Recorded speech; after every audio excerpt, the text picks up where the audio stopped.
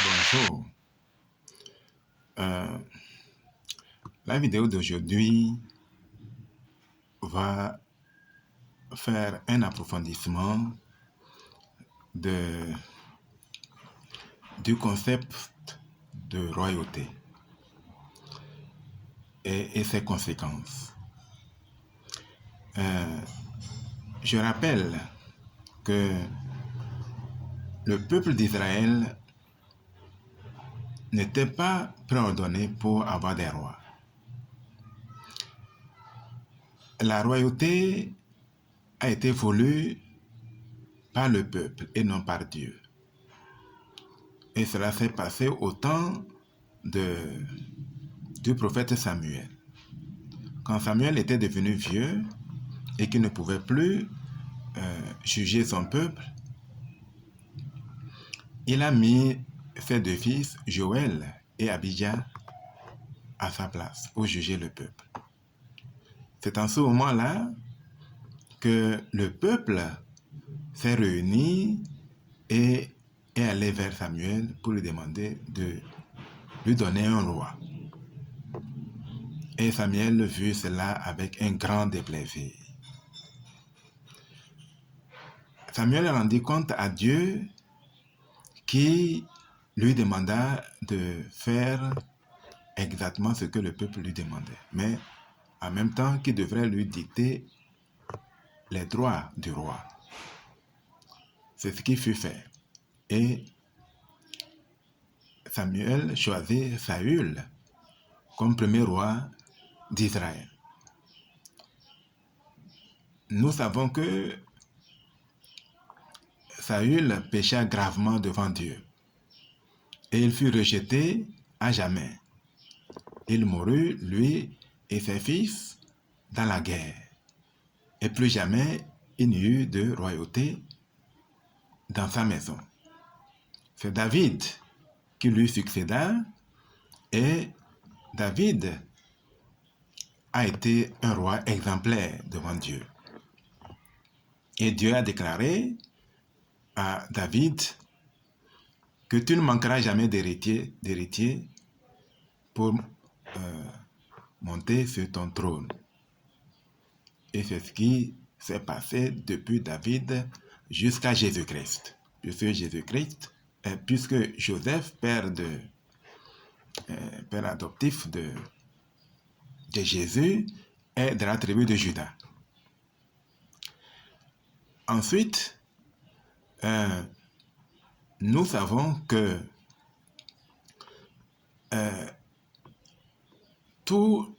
la plupart des rois d'Israël ont fait des choses qui ne sont pas bonnes aux yeux de l'Éternel. Et Dieu a maudit même certains d'entre eux, comme Baïcha. Donc nous comprenons par là que même malgré l'évangile de Jésus-Christ, même si quelqu'un a l'évangile de Jésus-Christ et qu'il suit cet évangile, s'il n'est pas rentré dans le repos du Seigneur, s'il n'a pas cherché premièrement le royaume des cieux, il tombera. C'est ce qui est arrivé au roi d'Israël. Donc, je voudrais approfondir ces propos-là pour montrer que la fonction présidentielle ou la royauté est un grand danger. Il transforme profondément tous ceux qui occupent ces fonctions-là. Il est vrai qu'en Occident, véritablement des garde-fous ont été mis en place pour protéger le roi, pour veiller sur le roi, pour veiller sur le président afin qu'il ne tombe pas dans les excès. Chez nous, en Afrique, peuple élu de Dieu, nous n'avons pas la possibilité de protéger le roi, de protéger le président comme il se doit. nous avons hérité la royauté ou la fonction présidentielle de la colonisation.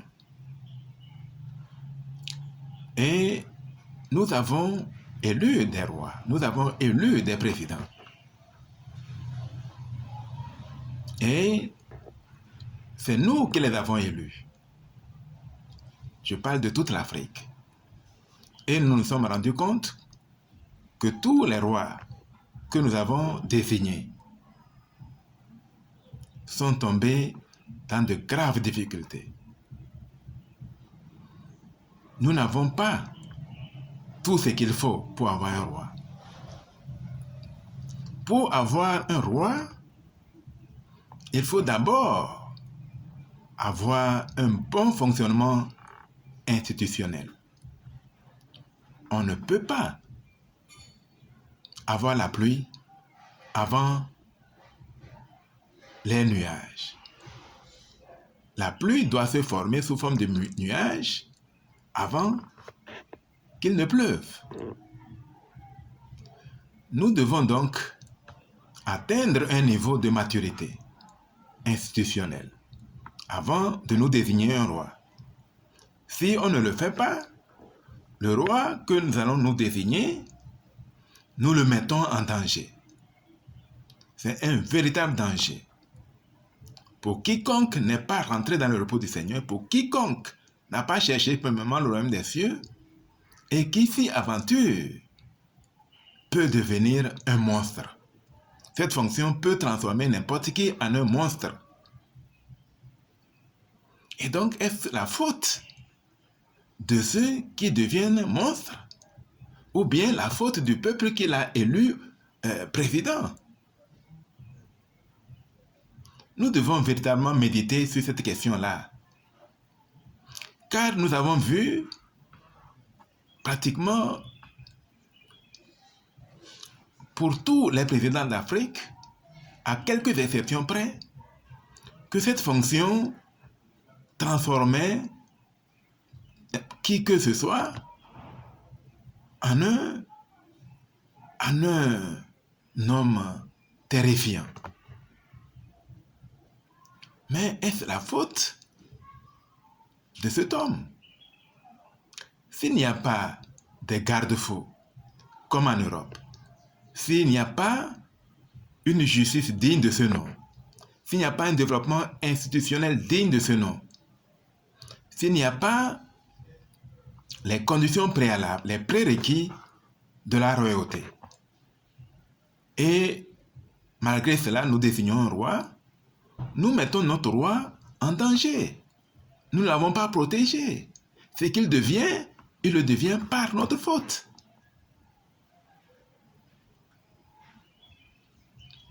Je donne un exemple. Prenons le cas de Neil Armstrong, le premier homme à mettre pied sur la Lune.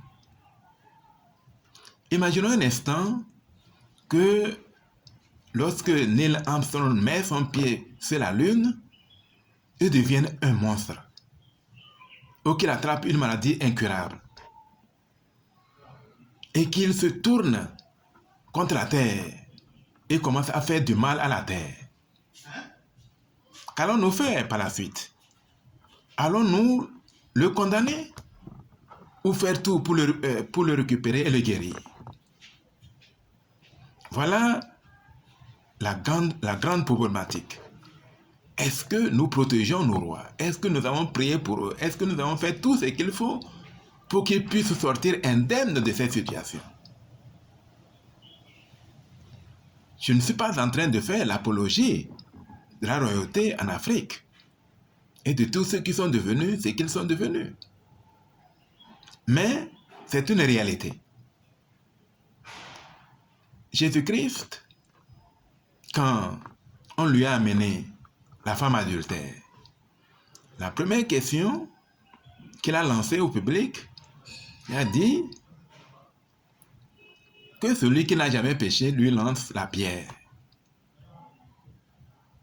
Et Jésus a baissé la tête. Lorsqu'il a levé la tête, il ne restait plus que lui et la femme adultère. Tout le monde avait laissé tomber sa pierre et il était parti. Tellement confondu par leur propre péché. Maintenant, je pose la question aux Togolais, aux Africains. Celui qui n'a jamais péché, qui lance la première pierre à son roi. La fonction présidentielle est comme la lune. Nous envoyons notre fils sur la lune ou sur la fonction présidentielle. Notre enfant arrive là et rencontre une situation qu'il n'avait pas prévue. Que faisons-nous par la suite? Il devient une icône nationale ou il devient plutôt, comme ce que nous faisons actuellement, il devient l'objet de tous les sarcasmes, l'objet de toutes les critiques, l'objet de tout ce qui est mauvais. Que celui qui n'a jamais péché lui lance la première pierre. En vérité, le Seigneur a dit, nous devons haïr le péché, mais aimer le pécheur. Car c'est pour cela que nous sommes sur la terre. Nous sommes sur la terre pour progresser.